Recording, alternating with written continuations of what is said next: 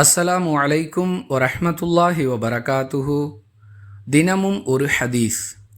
வணக்கத்திற்கு உரியவன் அல்லாஹுவை தவிர வேறு யாரும் இல்லை என்றும் முஹம்மது நபி ஸல்லல்லாஹு அலைஹி வஸல்லம் அவர்கள் அல்லாஹுவின் தூதராக இருக்கிறார்கள் என்றும் தூய்மையான எண்ணத்துடன் தன் மனதில் யார் உறுதியாக நம்பிக்கை கொள்கிறாரோ அவரை அல்லாஹ் நரகத்திற்கு செல்ல விடமாட்டான் என்று அல்லாஹுவின் தூதர் ஸல்லல்லாஹு அலைஹி வஸல்லம் அவர்கள் கூறியதாக முஆத் ரலியல்லாஹு அன்ஹு அவர்கள் அறிவிக்கிறார்கள். நூல் புகாரி, ஹதீஸ் எண் 128. அன்பிற்குரிய அல்லாஹுவின் நல்லடியார்களே, அல்லாஹுவை நம்புங்கள், அவனுடைய தூதரை நம்புங்கள் என்று பொதுவாக சொல்லாமல் அல்லாஹுவையும் அவனுடைய தூதரையும் நம்பிக்கை கொள்ளக்கூடிய ஒவ்வொருவரும் தன்னுடைய எண்ணத்தில் தூய்மையானவராக இருக்க வேண்டும், தன்னுடைய நம்பிக்கையில் உறுதியானவராக இருக்க வேண்டும் என்று இஸ்லாம் நமக்கு கட்டளையிடுகிறது.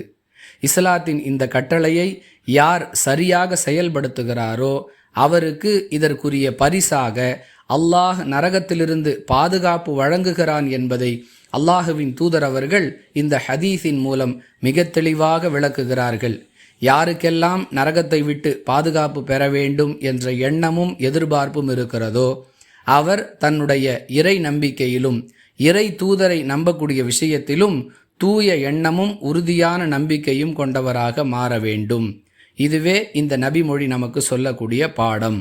புரிந்து நடந்து கொள்வோம். வாஹிரு தஅவானா அனில் ஹம்துலில்லாஹி ரப்பில் ஆலமீன். அஸ்ஸலாமு அலைக்கும் வரஹ்மத்துல்லாஹி வபரகாத்துஹு.